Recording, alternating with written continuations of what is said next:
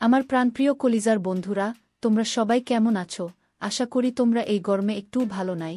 এই গরমে তোমাদের মনকে শীতল করতে আমি আনিতা চলে এসেছি নতুন একটি মজাদার গল্প নিয়ে। আজকের গল্পটি শুনলে তোমাদের পাইপ দিয়ে ঝরনার মতো জল বের হবে। তাই গল্পটি শোনার আগে অবশ্যই হেডফোন ব্যবহার করো। আর হ্যাঁ, আগামীকাল আমি আমার ইমো নাম্বারটি তোমাদেরকে দিব। তোমরা সবাই আমার সাথে ভিডিও কলে কথা বলতে পারবে। আর আমার ইমো নাম্বারটি শুধুমাত্র তারাই পাবে যারা আমার চ্যানেলটিকে সাবস্ক্রাইব করে পাশে থাকবে। একদিন রাতে আমি রান্নাঘরে কাজ করছিলাম, তখনই হঠাৎ আমার শ্বশুর রান্নাঘরে এসে আমাকে পেছন দিক থেকে ধরে নিলেন। ধাক্কা দিয়ে টেবিলের সাথে লাগিয়ে পিছন থেকে আমার সাথে কিছু একটা করতে চাইলেন। আমি বললাম, বাবা, আপনি আমার সাথে কি করছেন? আমি আপনার মেয়ের মতো। শ্বশুর বলল, চুপ, একদম চুপ, আমি যা করছি তা আমাকে করতে দে। তোমার সাথে এগুলো আমার অনেক দিনের শখ। তোমার এই পাগল করা রূপ দেখলে আমি কেমন যেন হয়ে যাই। বাবা, আমি আপনার ছেলেকে সব বলে দিব। আমার ছেলে তোমার কোনো কথা বিশ্বাস করবে না। এই বলে শ্বশুর আমাকে যা করলো তা শুনলে বন্ধুরা তোমাদের পানি চলে আসবে, তাই তোমাদের দুটি পায়ে ধরি বলি গল্পটি শেষ পর্যন্ত দেখো, তাহলেই তোমরা গল্পের আসল মজা পাবে। মাত্র 3 দিন হয়েছে আমার বিয়ে হয়েছে। শুরু থেকেই আমার শ্বশুর আমার নাম ধরে ডাকতেন। শ্বশুর বাড়িতে শুধুমাত্র আমার স্বামী আর শ্বশুর থাকতেন। বাসর রাতে আমার স্বামী আমাকে বিশেষভাবে বলেছিল যে আমার বাবা খুব রাগী স্বভাবের মানুষ, তাকে কোনো কথাতেই কখনো না বলবে না, না হলে তিনি খুব রাগ করেন এবং উল্টাপাল্টা কাজ করে বসেন। আর এই 3 দিনে আমি সেটাই দেখছি। যখনই আমার শ্বশুর আমার স্বামী সুবীরকে ডাক দিতেন, তখনই আমার স্বামীর মুখের রং যেন ফ্যাকাশে হয়ে যেত। সে খুব ঘাবড়ে গিয়ে তাড়াতাড়ি করে ঘর থেকে বাইরে বেরিয়ে শ্বশুর ঘরে চলে যেত। আমার স্বামী সুবীরের এই রকম ভীত চেহারা দেখে শ্বশুরের প্রতি আমার হৃদয়ে বিরক্তি ভাবছিল। কারণে অকারণে তিনি তো সবসময় রেগে থাকতেন। বিয়ের 3 দিন পরে চতুর্থ দিন সকালেই সুবীর আমাকে বলল, আজকে তোমাকে বাইরে ঘুরতে নিয়ে যাব। তার একথা শুনে আমি অনেক খুশি হয়েছিলাম। কিছু সময় পরেই আমার শ্বশুর চিৎকার করে সুবীরকে ডাকলেন। তার ডাক শুনে আমার স্বামী তাড়াতাড়ি করে ঘর থেকে বাইরে বেরিয়ে শ্বশুরের ঘরে চলে গেল। একটু পরেই আমি শ্বশুর ঘর থেকে শ্বশুরের চিৎকার চেঁচামেচির আওয়াজ পাচ্ছিলাম। তিনি আমার স্বামীকে বলছিলেন, 3 দিন বিয়ের ঝামেলায় শেষ হয়ে গেল। তুই জানিস তো যে ফ্যাক্টরিতে তোর না থাকার ফলে কতটা লোকসান হচ্ছে। তারপরও তুই আজকে আবার ছুটি নিয়ে বাড়িতে বসে আছিস। এখন তাড়াতাড়ি করে ফ্যাক্টরিতে চলে যা। তুই গিয়ে সমস্ত শ্রমিকদের চোখের সামনে থাক, যাতে তারা ঠিকভাবে কাজ করে। তোর বিয়ে আমি এই কারণেই যে তুই সারাদিন বাড়িতে চুপ করে বসে থাকবি, আর তোর স্ত্রীকেও বলে দে যে রান্নাঘরের দায়িত্ব যেন সামলে নেয়। বাড়িতে তো আর কোনো মহিলা নেই যে রান্নাঘরের দায়িত্ব নেবে।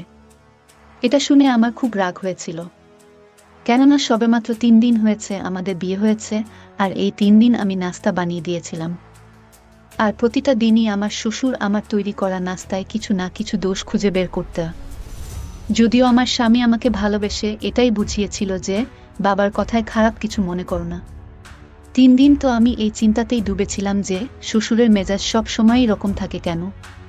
কিন্তু যে চিৎকার চেঁচামেচি আজকে তিনি শুরু করেছেন তাতে আমি খুব ঘাবড়ে গেলাম।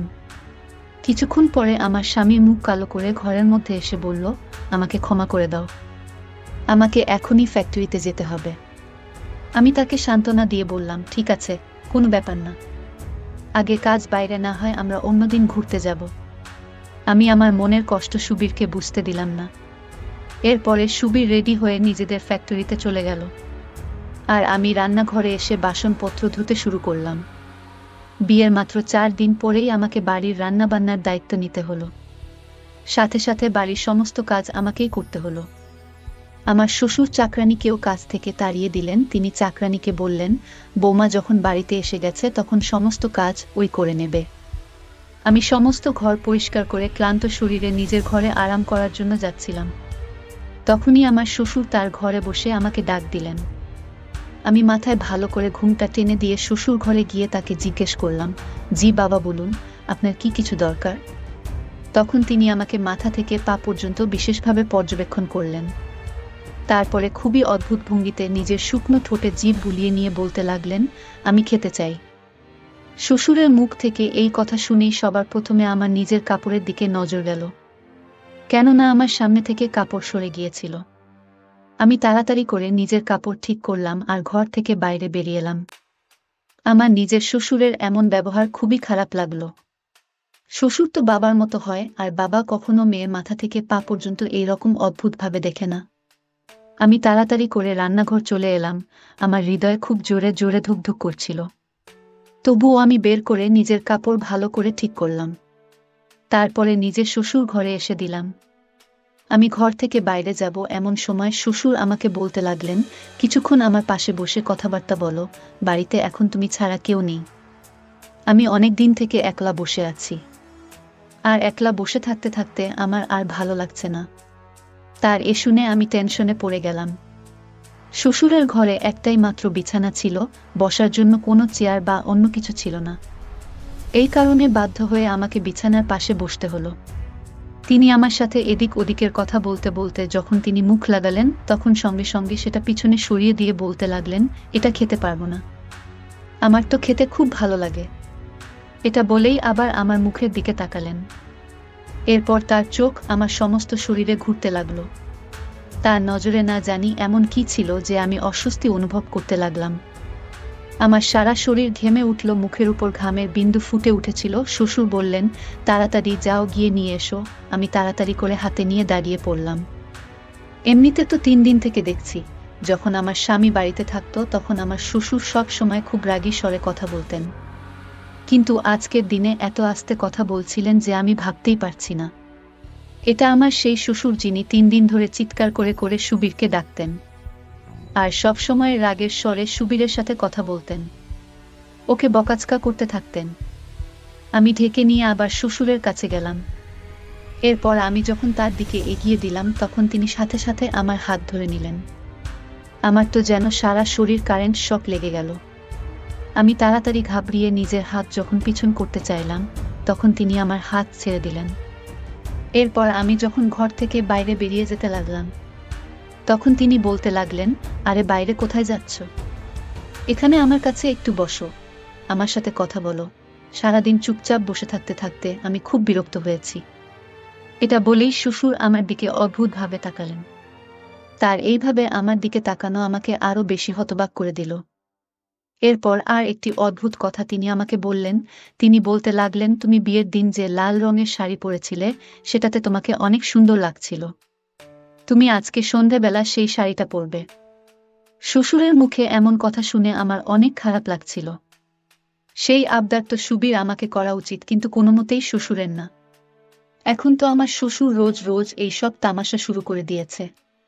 যখনই আমার স্বামী সুবীর ফ্যাক্টরিতে চলে যেত, তখনই শ্বশুর আমাকে নিজের ঘরে ডেকে নিতেন, আর আমাকে অদ্ভুত নজরে দেখতে থাকতেন, আর বারবার নিজের শুকনো ঠোঁটে জিভ ঘোরাতে থাকতেন। তারপরে বলতেন, আমি খাবো, আমাকে দাও। আমি নিয়ে যেতেই তিনি আমার হাত ধরে নিতেন আর বলতেন, আমার কাছে বসো, আমার সাথে গল্প করো। আমি তার সাথে কি গল্প করতে পারি? তাই তার ঘর থেকে এই বলে বেরিয়ে আসতাম যে আমাকে খাবার রান্না করতে হবে, বাসন ধুতে হবে। শ্বশুরের প্রতিদিন এই সব ব্যবহার আমার একদম ভালো লাগতো না। এখন আমার মনে অদ্ভুত ভয় করতে শুরু করেছে। আমি ভাবলাম সুবীরের সাথে আমাকে এই ব্যাপারে কথা বলতে হবে, কিন্তু কিভাবে বলতাম? ও তো নিজের বাবার সামনে কাঁপতে থাকে, একটা শব্দ উচ্চারণ করতে পারে না, সবসময় মাথা নিচু করে বাবা বাবা করতে থাকে। একদিন রাতে আমি রান্নাঘরে কাজ করছিলাম, তখনই হঠাৎ আমার শ্বশুর রান্নাঘরে এসে আমাকে পেছন দিক থেকে ধরে নিলেন। ধাক্কা দিয়ে টেবিলের সাথে লাগিয়ে পিছন থেকে আমার সাথে কিছু একটা করতে চাইলেন। আমি বললাম, বাবা আপনি আমার সাথে কি করছেন? আমি আপনার মেয়ের মতো। শ্বশুর বলল, চুপ, একদম চুপ, আমি যা করছি তা আমাকে করতে দে। তোমার সাথে এগুলো আমার অনেক দিনের শখ। তোমার এই পাগল করা রূপ দেখলে আমি কেমন যেন হয়ে যাই। বাবা আমি আপনার ছেলে, সব বলে দিব। আমার ছেলে তোমার কোনো কথা বিশ্বাস করবে না, এই বলে শ্বশুর আমাকে শেষ করে দিল। আমি অনেক কষ্টে করেও নিজের সম্মান বাঁচাতে পারলাম না। কিছুক্ষণ পর ক্লান্ত হয়ে আমার ঘরে চলে এলাম, আর ঘরে এসে আমি ঘরের দরজা বন্ধ করে নিলাম। দরজার ছিটকানি লাগিয়ে বিছানায় বসে পড়লাম। দুশ্চিন্তায় আমার মাথা কাজ করছিল না, আমার পুরো শরীর কাঁপছিল। আমি কল্পনাও করতে পারিনি যে আমার শ্বশুর আমার সাথে এরকম কোনো কিছু করতে পারে। আমার চোখ থেকে জলের ধারা বইতে লাগলো। আমি মনে মনে ভেবে নিয়েছি যে আমাকে সুবীরের সাথে এই ব্যাপারে কথা বলতেই হবে। আবার মনে মনে ভাবলাম যে যদি সব সত্য কথা বলে দিই তাহলে সুবীর আমাকে ডিভোর্স দিয়ে দিবে। আমি সারাদিন কোনো কাজ করলাম না, চুপচাপ আমার ঘরের দরজা বন্ধ করে রেখেছি। অনেকবার আমার শ্বশুর আমার ঘরের দরজায় ধাক্কা দিয়েছিল আর বলছিল যে তার খিদে পেয়েছে। আমি যেন তাকে খাবার খেতে দিই, কিন্তু আমি কিছু না বলে চুপচাপ ঘরের ভেতরে বসে রইলাম।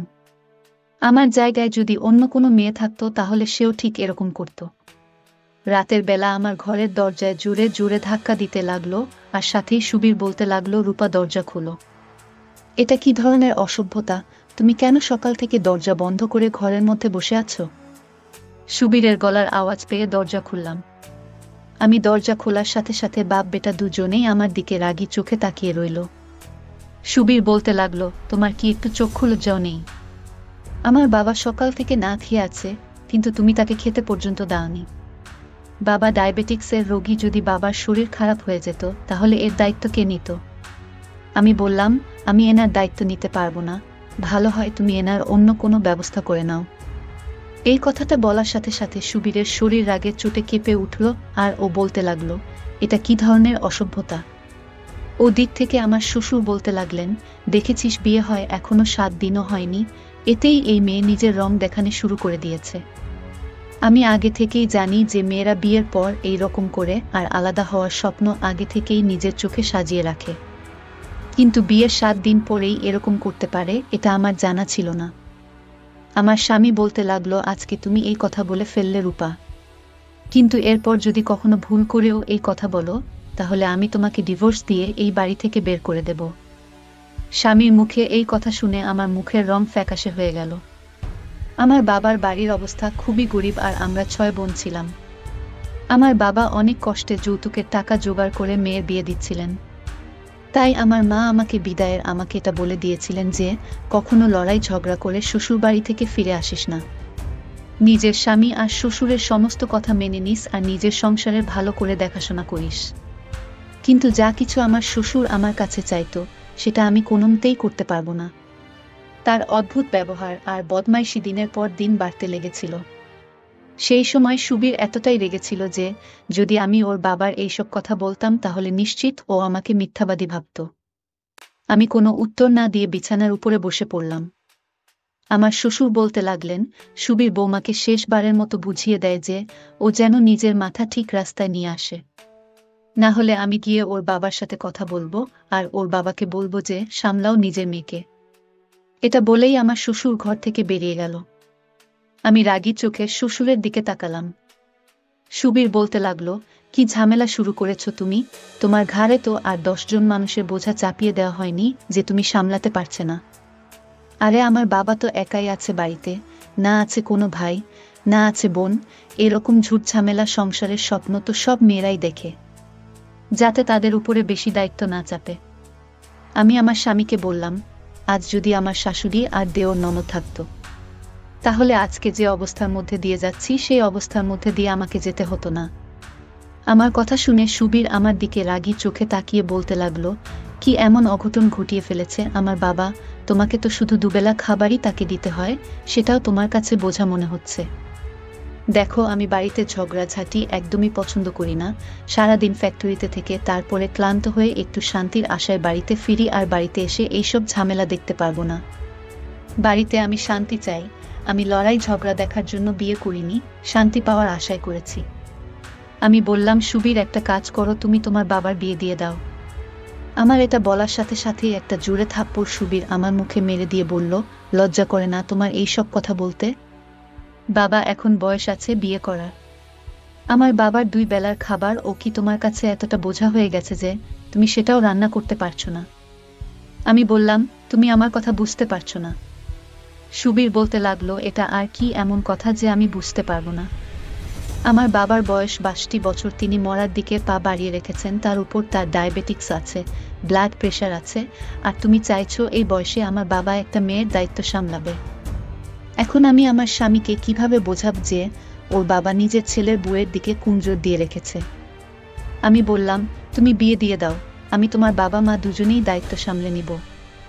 আমার কথা শুনেও অদ্ভুত হাসি হেসে বলতে লাগলো, একেতে তুমি আমার বাবার খাবার রান্না করতে পারছো না, তার উপরে তুমি আমার সৎ মায়ের দায়িত্ব সামলানোর কথা বলছো।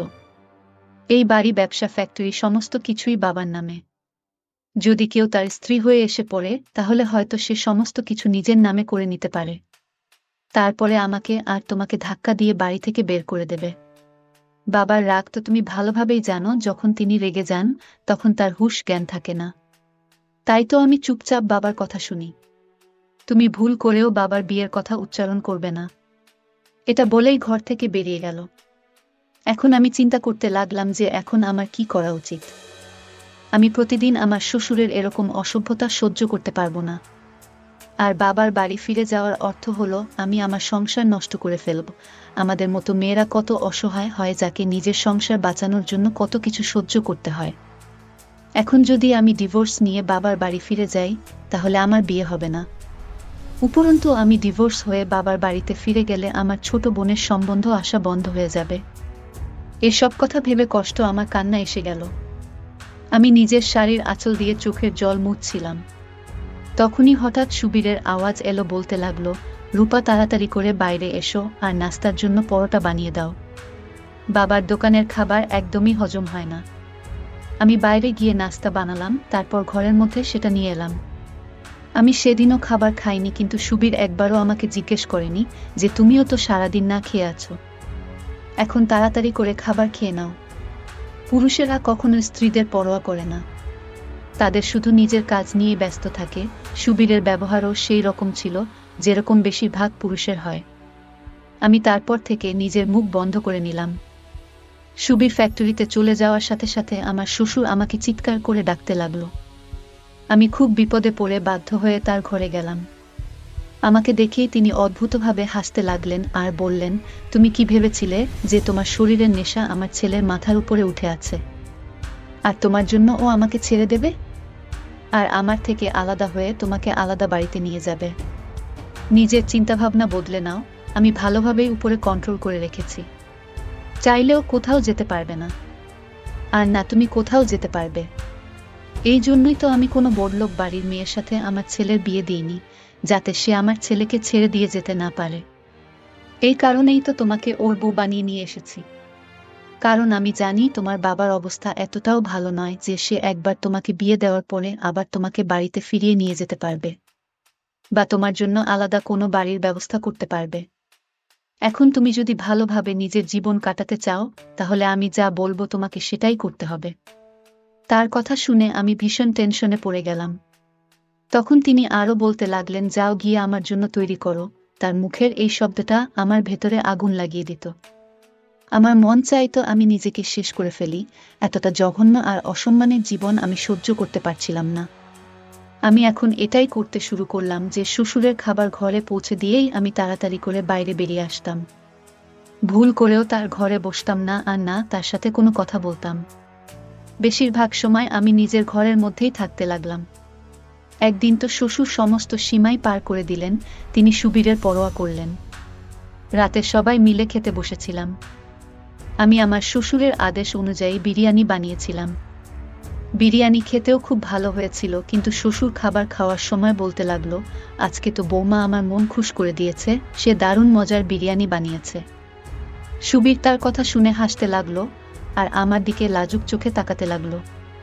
কিন্তু শ্বশুরের কথা শুনে আমি একটু খুশি হয়নি। এরপর শ্বশুর 5,000 টাকা বের করে আমার দিকে এগিয়ে গিয়ে বলল, এই নাও তোমার পুরস্কার, এটা রেখে দাও।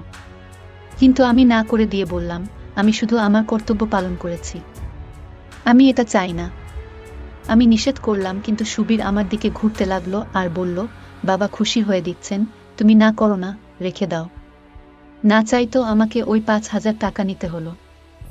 আমি থালা ওঠানোর জন্য যখনই দাঁড়ালাম তখন আমার শ্বশুর দাঁড়িয়ে গেলেন। আমার দিকে গিয়ে আমাকে নিজের বুকে জড়িয়ে নিলেন, আমার মাথায় হামি খেলেন। এটা দেখে আমি এমন হয়ে গিয়েছিলাম যেন আমি কোনো পাথরের মূর্তি। শ্বশুর বলতে লাগলেন, আমি তোমার এই পরিবর্তন দেখে খুব খুশি। এরকম যদি থাকো তাহলে খুব তাড়াতাড়ি আমার হৃদয়ে জায়গা বানিয়ে নেবে। এটা বলেই তিনি নিজের ঘরে চলে গেলেন। আমি সুবীরের দিকে এখন জোরে তাকিয়ে রইলাম, কিন্তু ওর মনে এর কোনো প্রভাব দেখতে পেলাম না। কিন্তু আমার এই জিনিসটা খুব খারাপ লেগেছিল। আমি সুবীরকে বললাম যে এটা আবার কি রকম ব্যবহার, আমি তার নিজের মেয়ে না। তার উচিত আমার থেকে দূরত্ব বাড়িয়ে কথা বলা। তার কি অধিকার আছে আমাকে এভাবে নিজের বুকে জড়িয়ে নেওয়ার? ভগবান তো একটা বয়সের পরে বাবার মেয়ে দূরত্ব বানিয়ে রাখার কথা বলেন। আমার এই কথায় সুবীর রেগে গিয়ে বলতে লাগলো, তুমি এত জঘন্য চিন্তাভাবনার মানুষ হতে পারো এটা আমি স্বপ্নেও ভাবতে পারিনি। আমার বাবা তোমাকে নিজের মেয়ের মতো মনে করেন, এতে কি এমন মহাভারত অশুদ্ধ হয়েছে? তিনি তোমাকে শুধু একটু স্পর্শ করেছেন আর তোমার মাথার উপরে নিজের ভালোবাসা প্রকাশ করেছেন।